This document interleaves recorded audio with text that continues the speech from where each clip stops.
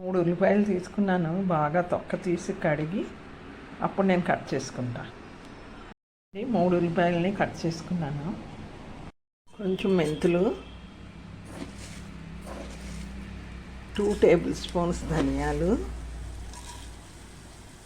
జీలకర్ర, 4 ఎండుమిరపకాయలు తీసుకున్నాను.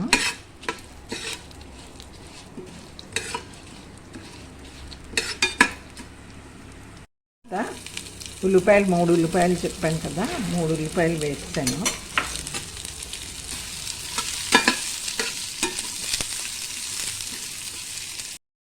చింతపండు వేసాను. ఇది వేపేసుకొని సాల్ట్ వేసుకుందాం, పసుపు వేసుకుందాం. చల్లారిపోయాక గ్రైండ్ చేయాలి మనం. ఇప్పుడు కొంచెం ఆయిల్ వేసుకొని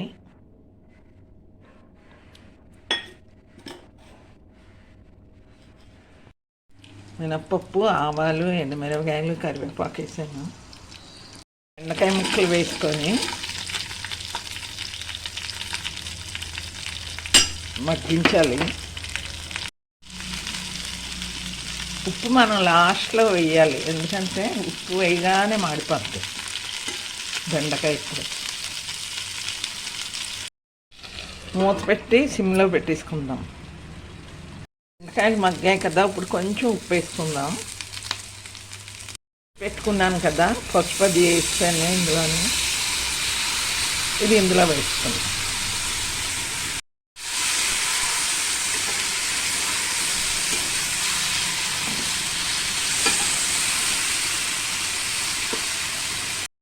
బెండకాయ ఉల్లికారం రెడీ అయిపోయింది.